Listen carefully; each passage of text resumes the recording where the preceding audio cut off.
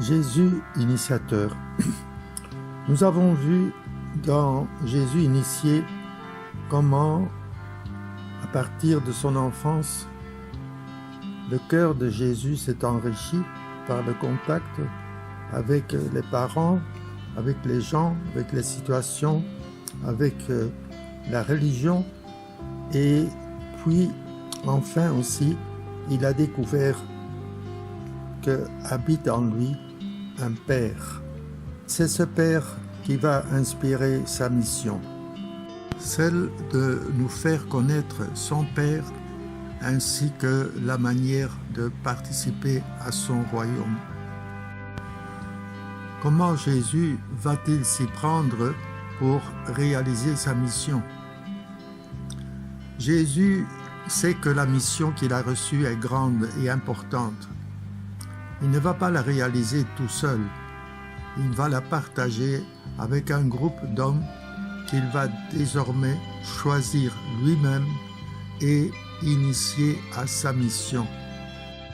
Ce sont les 12 apôtres qui pratiquement accompagneront Jésus partout, dans les villes et villages, au lac de Galilée, sur les chemins, à travers les champs de blé, sur les collines, sur les montagnes, en visite chez les gens, dans les synagogues et au temple de Jérusalem.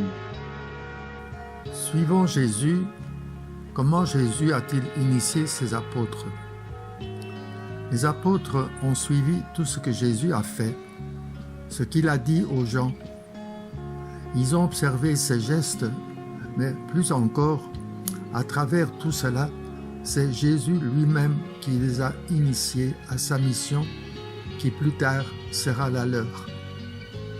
Tout au long des évangiles, nous voyons que Jésus initie ses apôtres à tout moment, dans toutes les circonstances de la vie. Les apôtres appellent spontanément Jésus Maître, Rabbi, ce qui veut dire initiateur. Lors de la pêche miraculeuse qui a commencé par les paroles « Maître, nous avons peiné toute la nuit sans rien prendre, mais sur ta parole, je vais jeter les filets. » Et la réponse de Jésus « Sois sans crainte, désormais ce sont des hommes que tu prendras. » Nous voyons ici comment notre initiation donnée aux jeunes sera vaine si nous-mêmes ne sommes pas unis à Jésus et si nous ne faisons pas découvrir aux jeunes, aux enfants, l'existence de Jésus au fond de leur cœur. À partir des faits divers de la vie, des circonstances banales, Jésus a quelque chose à leur annoncer en plus. Nous lisons dans Saint Marc chapitre 8, versets 14 à 21. Les disciples avaient oublié d'emporter des pains. Ils n'avaient qu'un seul pain avec eux dans la barque. Or, Jésus leur faisait recommandation. Attention, prenez garde au levain des pharisiens et au levain d'Hérode. Mais ils discutaient entre eux sur ce manque de pain. Jésus s'en rend compte et leur dit : « Pourquoi discutez-vous sur ce manque de pain? Vous ne saisissez pas, vous ne comprenez pas encore, vous avez le cœur endurci, vous avez des yeux et vous ne voyez pas, vous avez des oreilles et vous n'entendez pas. Vous ne vous rappelez pas, quand j'ai rompu les 5 pains pour 5000 personnes, combien avez-vous ramassé de paniers pleins de morceaux? Ils lui répondirent 12. Et quand j'ai rempli 7 pour 4000, combien avez-vous rempli de corbeilles en ramassant les morceaux? Ils lui répondirent 7. Il leur disait : Vous ne comprenez pas encore? Les disciples avaient oublié de prendre de la nourriture. Quand nous partons avec les jeunes, nous devons leur donner à manger, mais nous devons aussi leur donner la formation intérieur, le pain spirituel. Nous lisons dans Saint Marc, « Ce jour-là, le soir venu, il dit à ses disciples, « Passons sur l'autre rive. » Quittant la foule, ils emmenèrent Jésus comme il était dans la barque, et d'autres barques l'accompagnaient. Survient une violente tempête. Les vagues se jetaient sur la barque, si bien que déjà elle se remplissait. Lui dormait sur le coussin à l'arrière. Les disciples le réveillent et lui disent « Maître, nous sommes perdus, cela ne te fait rien. » Réveillé, il menaça le vent et dit à la mer « Silence, tais-toi !» Le vent tomba et il se fit un grand calme. Jésus leur dit « Pourquoi êtes-vous craintifs? N'avez-vous pas encore la foi ?» Saisis d'une grande crainte, ils se disaient entre eux « Qui est-il donc, celui-ci, pour que même le vent et la mer lui obéissent ?»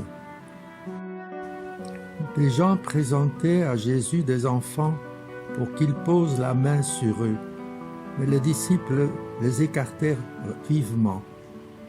Voyant cela, Jésus se fâcha et leur dit « Laissez les enfants venir à moi, ne les empêchez pas, car le royaume de Dieu est à ceux qui leur ressemblent. Amen, je vous le dis. Celui qui n'accueille pas le royaume de Dieu à la manière d'un enfant n'y entrera pas. » Il les embrassait et les bénissait en leur imposant les mains. Très souvent, nous retrouvons Jésus et ses apôtres à l'écart. Jésus a de bonnes conversations avec eux et leur donne des explications sur ce qu'il observe. Marc chapitre 4, verset 10. Quand il resta seul, ceux qui étaient autour de lui avec les 12 l'interrogeaient sur les paraboles.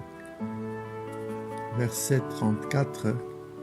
Il ne leur disait rien sans parabole, mais il expliquait tout à ses disciples en particulier.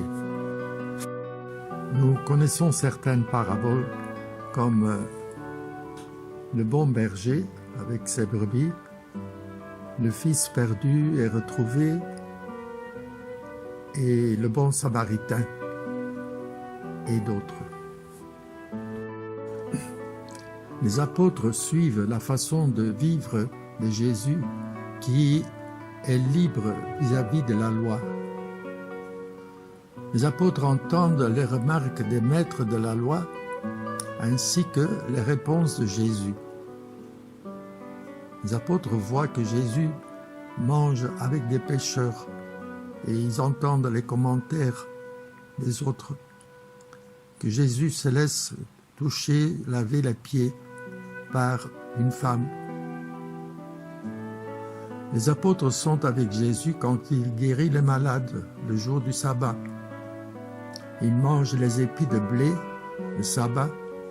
Ils mangent avec les mains impures.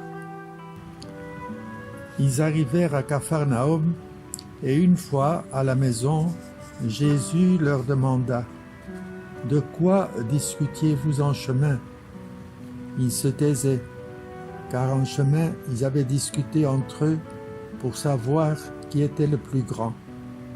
S'étant assis, Jésus appela les 12 et leur dit « Si quelqu'un veut être le premier, qu'il soit le dernier de tous et le serviteur de tous. » De retour à la maison, les disciples l'interrogeaient de nouveau sur cette question. Il leur déclara « Celui qui renvoie sa femme et en épouse une autre devient adultère envers elle. Si une femme a renvoyé son mari et en épouse un autre, elle devient adultère. » Jésus, arrivé dans la région de Césarée de Philippe, demandait à ses disciples, au dire des gens, « Qui est le Fils de l'homme ?» Ils répondirent, « Pour les uns, Jean le Baptiste, pour d'autres Élie, pour d'autres encore Jérémie ou l'un des prophètes. Jésus leur demanda, « Et vous, que dites-vous? Pour vous, qui suis-je » Alors Simon-Pierre prit la parole et dit, « Tu es le Christ, le Fils du Dieu vivant. » Quand les apôtres ne comprennent pas, Jésus leur explique encore. Marc 6, 52. « Confiance, c'est moi, n'ayez pas peur. » Il monta ensuite avec eux dans la barque et le vent tomba. Et en eux-mêmes, ils étaient au comble de la stupeur, car ils n'avaient rien compris au sujet des pains. Leur cœur était endurci. Marc 4, 13. Il leur dit encore, « Vous ne saisissez pas cette parabole? Alors, comment comprendrez-vous toutes les paraboles ?» Marc 9, 32. Partis de là, ils traversèrent la Galilée, et Jésus ne voulait pas qu'on le sache, car il enseignait ses disciples en leur disant, « Le Fils de l'homme est livré aux mains des hommes. Ils le tueront, et 3 jours après sa mort, il ressuscitera. » Mais les disciples ne comprenaient pas ces paroles, et ils avaient peur de l'interroger. En vérité, je vous le dis, vous me cherchez non parce que vous avez vu des miracles, mais parce que vous avez mangé des pains et que vous avez été rassasiés. Travaillez non pour la nourriture qui périt, mais pour celle qui subsiste pour la vie éternelle, et que le Fils de l'homme vous donnera. Jean 26. Jésus vit que la foule s'attroupait. Il menaça l'esprit impur en lui disant, « Esprit qui rend muet et sourd, je te l'ordonne, sors de cet enfant et n'y entre plus jamais. » Ayant poussé des cris et provoqué des convulsions, l'esprit sortit. Quand Jésus fut rentré à la maison, ses disciples l'interrogèrent en particulier. « Pourquoi est-ce que nous n'avons pas réussi à l'expulser ?» Jésus leur répondit, « Cette espèce-là, rien ne peut la faire sortir, sauf la prière. » Penser comme Dieu, là il faut raisonner comme Jésus. Il n'y a pas de plus grand amour que de donner sa vie pour ceux qu'on aime, comme d'autres l'ont fait, comme Anorit. Et puis, à Pierre, il demande, « M'aimes-tu?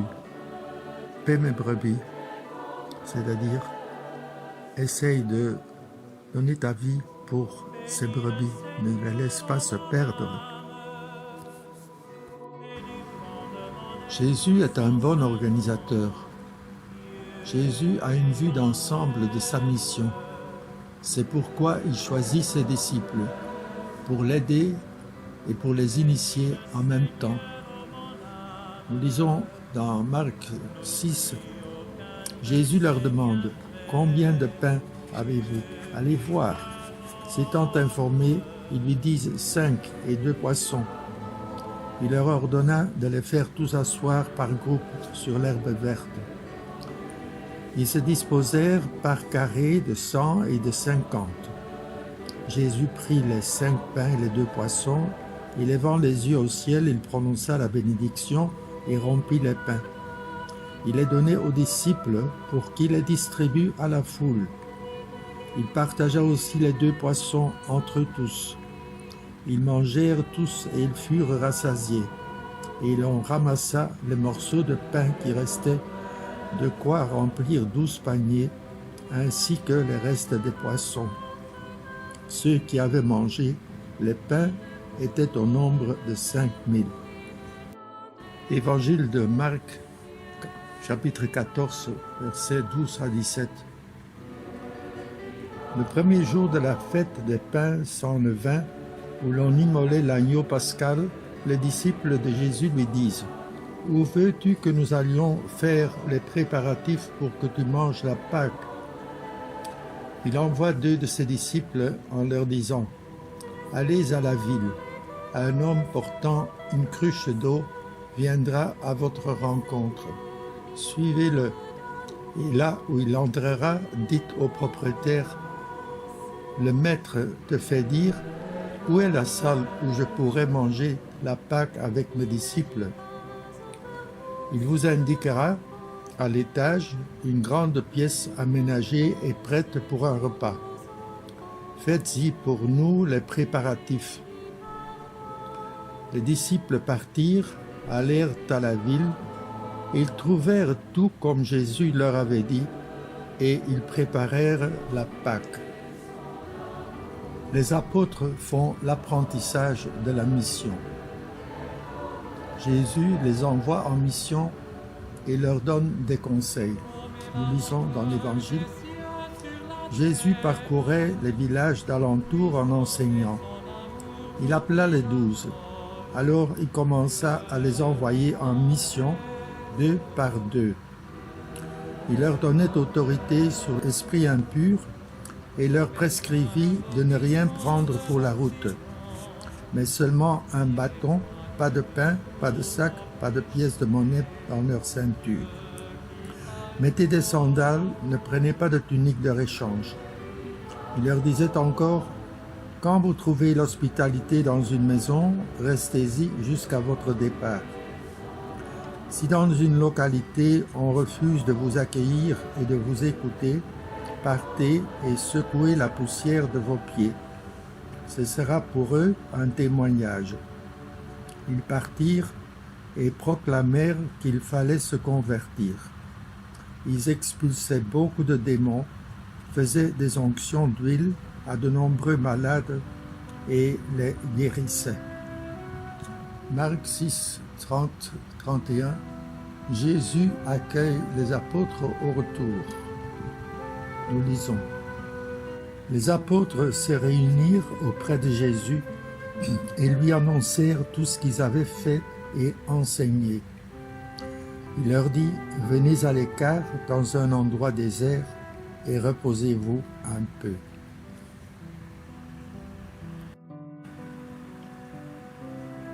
Jésus met aussi en garde les apôtres contre toutes sortes d'épreuves qu'ils pourront connaître dans leur future mission. Nous lisons dans Matthieu 24, 1 à 14. Jésus était sorti du temple et s'en allait, lorsque ses disciples s'approchèrent pour lui faire remarquer les constructions du temple. Alors prenant la parole, il leur dit, « Vous voyez tout cela, n'est-ce pas? Amen, je vous le dis, il ne restera pas ici pierre sur pierre, tout sera détruit. » Puis, comme il s'était assis au mont des Oliviers, les disciples s'approchèrent de lui à l'écart pour lui demander « Dis-nous quand cela arrivera et quel sera le signe de ta venue et de la fin du monde ?» Jésus leur répondit « Prenez garde que personne ne vous égare, car beaucoup viendront sous mon nom et diront « C'est moi le Christ ». Alors ils égareront bien des gens. Vous allez entendre parler de guerre et de rumeurs de guerre. Faites attention. Ne vous laissez pas effrayer, car il faut que cela arrive, mais ce n'est pas encore la fin. On se dressera nation contre nation, royaume contre royaume. Il y aura en divers lieux des famines et des tremblements de terre. Or tout cela n'est que le commencement des douleurs de l'enfantement. Alors vous serez livrés à la détresse, on vous tuera, vous serez détestés de toutes les nations à cause de mon nom. Alors ce sera beaucoup une occasion de chute.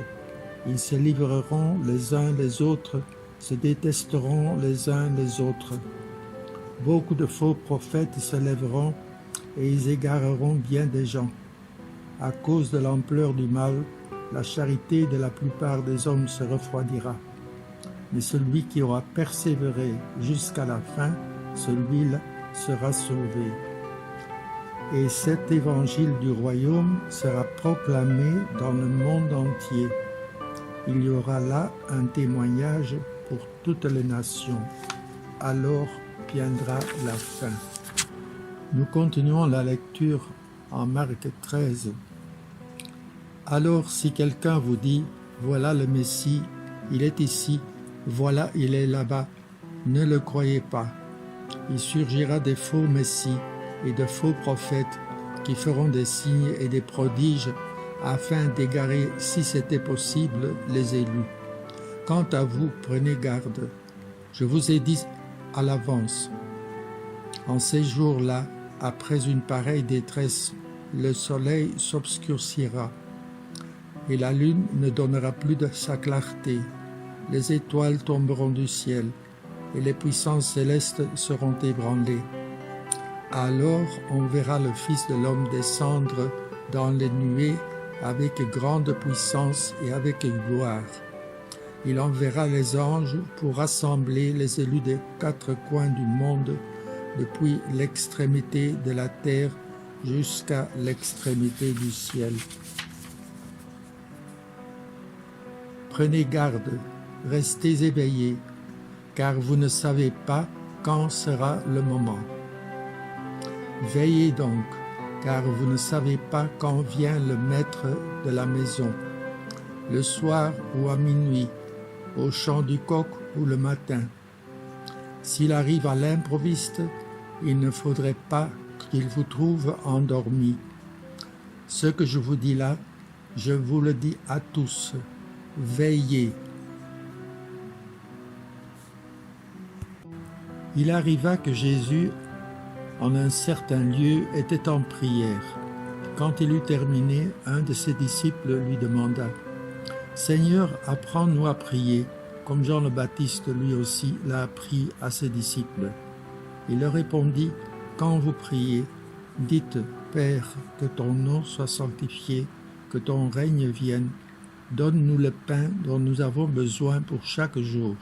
Pardonne-nous nos péchés, car nous-mêmes nous pardonnons aussi à tous ceux qui ont des torts envers nous, et ne nous laisse pas entrer en tentation. » Jésus leur dit encore, « Imaginez que l'un de vous est un ami et aille le trouver au milieu de la nuit pour lui demander « Mon ami, prête-moi 3 pains, car un de mes amis est arrivé de voyage chez moi et je n'ai rien à lui offrir. » Et si de l'intérieur l'autre lui répond « Ne viens pas m'importuner, la porte est déjà fermée, mes enfants et moi nous sommes couchés.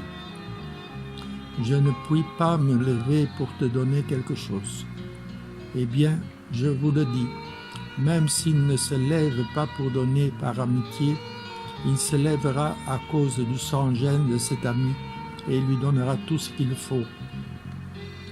Moi je vous dis, demandez, on vous donnera, cherchez, vous trouverez, frappez, on vous ouvrira. En effet, quiconque demande reçoit, qui cherche trouve, à qui frappe on ouvrira. Quel père parmi vous, quand son fils lui demande un poisson, lui donnera un serpent au lieu du poisson? Lui donnera un scorpion quand il demande un œuf? Si donc vous qui êtes mauvais, vous savez donner de bonnes choses à vos enfants, combien plus le Père du ciel donnera-t-il l'Esprit Saint à ceux qui le lui demandent? Nous lisons dans Matthieu chapitre 6, 5 à 15. Et quand vous priez, ne soyez pas comme les hypocrites. Ils aiment à se tenir debout dans les synagogues et au carrefour pour bien se montrer aux hommes. Quand ils prient, Amen, je vous le déclare, ceux-là ont reçu leur récompense.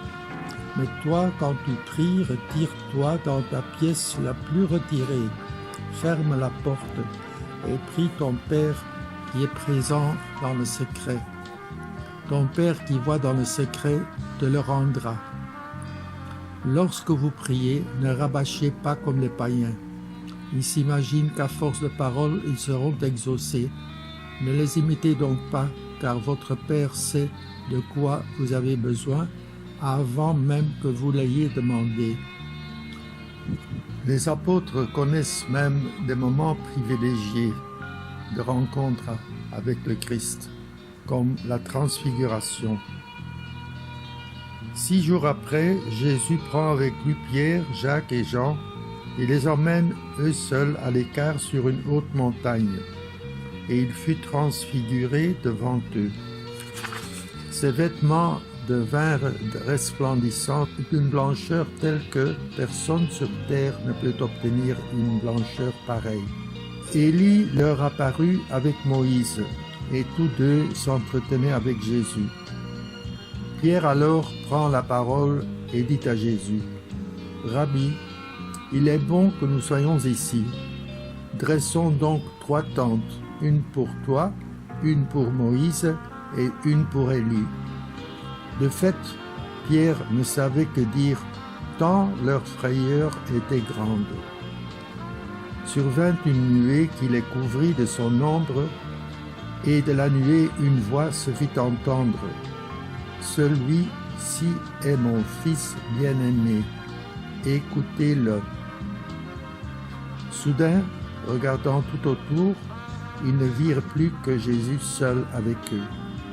Ils descendirent de la montagne et Jésus leur ordonna de ne raconter à personne ce qu'ils avaient vu avant que le Fils de l'homme soit ressuscité d'entre les morts.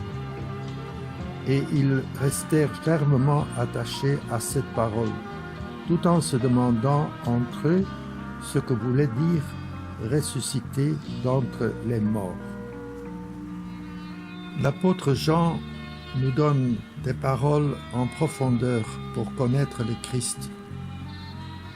Quand il leur eut lavé les pieds, il reprit son vêtement et se remit à table et leur dit, « Comprenez-vous ce que je viens de faire pour vous? Vous m'appelez Maître et Seigneur, et vous avez raison, car vraiment je le suis. Si donc moi, le Seigneur et le Maître, je vous ai lavé les pieds, vous aussi, vous devez vous laver les pieds les uns aux autres. C'est un exemple que je vous ai donné afin que vous fassiez vous aussi comme j'ai fait pour vous. » Philippe lui dit, « Seigneur, montre-nous le Père, cela nous suffit. » Jésus lui répond, « Il y a si longtemps que je suis avec vous, et tu ne me connais pas, Philippe? Celui qui m'a vu a vu le Père. Comment peux-tu dire, montre-nous le Père? Tu ne crois donc pas que je suis dans le Père et que le Père est en moi? Les paroles que je vous dis, je ne les dis pas de moi-même. Le Père qui demeure en moi fait ses propres œuvres.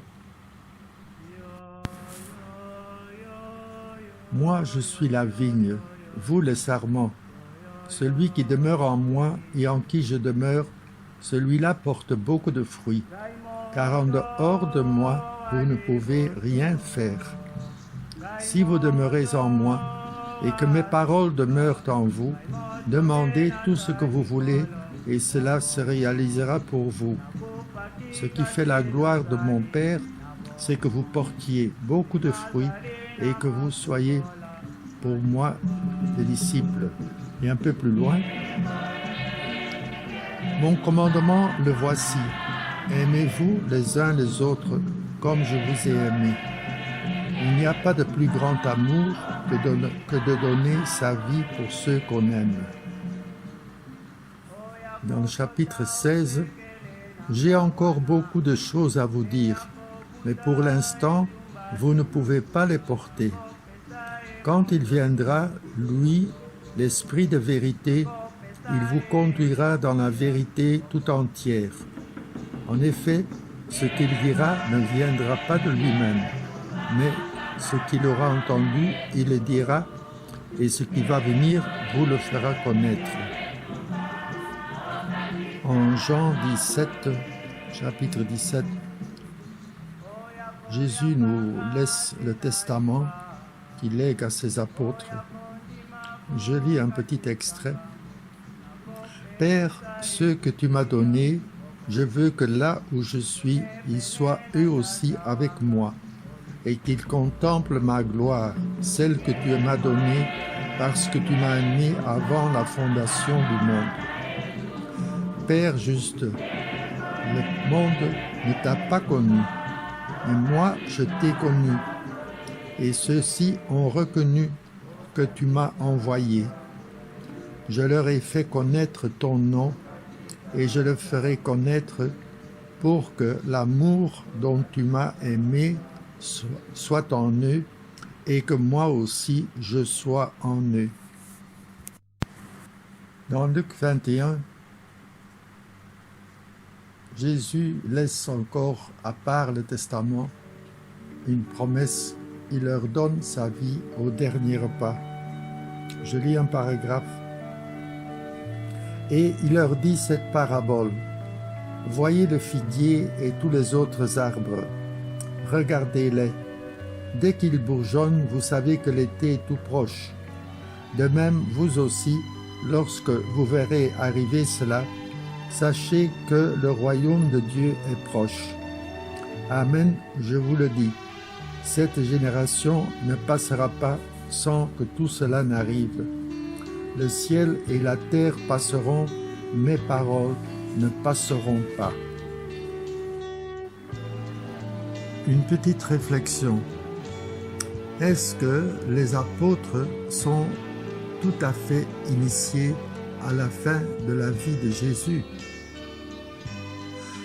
Dans le fond, les apôtres ont déjà tous les éléments de base de leur initiation. Mais nous les voyons encore tous prendre la fuite au moment où Jésus est arrêté, sauf Jean. Alors, il leur manque encore quelque chose. Nous voyons dans Luc 24 comment Jésus ressuscité apparaît à ses disciples et donc vient affermir la foi en Christ ressuscité et vivant parmi eux. Nous lisons. Quand il fut à table avec eux, ayant pris le pain, il prononça la bénédiction et l'ayant rompu, il leur donna. Alors leurs yeux s'ouvrirent et ils le reconnurent, mais il disparut à leur regard. Et ils se disent l'un à l'autre, « Notre cœur n'était-il pas brûlant en nous, tandis qu'il nous parlait sur la route et nous ouvrait les Écritures ?» À l'instant même, ils se levèrent et retournèrent à Jérusalem. Ils y trouvèrent réunis les 11 apôtres et leurs compagnons qui leur dirent, « Le Seigneur est réellement ressuscité. Il est apparu à Simon-Pierre. » À leur tour, ils racontaient ce qui s'était passé sur la route et comment le Seigneur s'était fait connaître par eux à la fraction de pain. Comme ils en parlaient encore, lui-même fut présent au milieu d'eux, et il leur dit, « La paix soit avec vous. » Saisis de frayeur et de crainte, ils croyaient voir un esprit. Jésus leur dit, « Pourquoi êtes-vous bouleversés? Et pourquoi ces pensées qui surgissent dans votre cœur? Voyez mes mains et mes pieds, c'est bien moi. Touchez-moi, regardez. Un esprit n'a pas de chair ni d'eau, mais vous constatez que j'en ai. » Après cette parole, il leur montra ses mains et ses pieds. Dans leur joie, ils n'osaient pas encore y croire et restaient saisis d'étonnement. Jésus leur dit, « Avez-vous quelque chose à manger ?» Ils lui présentèrent une part de poisson grillé qu'il prit et mangea devant eux. Et l'Esprit Saint qui leur fera comprendre tout ce que Jésus leur disait et qui poussera et guidera pour commencer et continuer la mission à laquelle ils ont été initiés. Pour les aumôniers, les coordinations PEJ, c'est-à-dire la pastorale des enfants et des jeunes, cette question-ci. Quels aspects initiatiques aimerions-nous suggérer et encourager dans tous les mouvements de la pêche? Il s'agit donc des petits-enfants, dont les totos par exemple. Il s'agit de 11 à 14 ou 15 ans, comme les Kizito Anuarit. Il s'agit des adolescents, comme les Bilenyamwinda et autres groupes. Et puis, il s'agit des grands jeunes ou universitaires.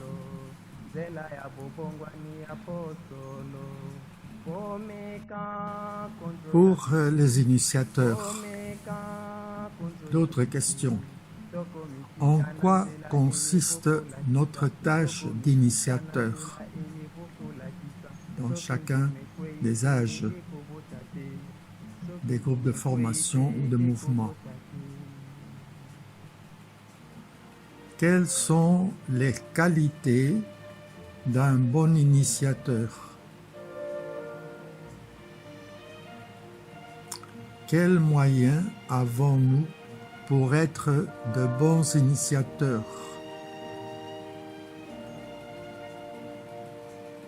Tous les mouvements ou groupes de formation de la pêche sont initiatiques. Comment expliquer cela? Citez les aspects initiatiques de votre groupe de formation, que ce soit les totos, les cas, les bilingués, les grands jeunes et d'autres groupes de formation.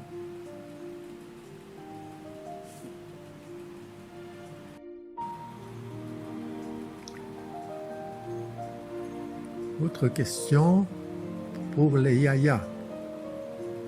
Qu'attendons-nous de nos initiateurs? Tous les mouvements ou les groupes de formation de la pastorale des jeunes sont initiatiques. Comment expliquer cela? Citez les aspects initiatiques de votre groupe de formation au mouvement.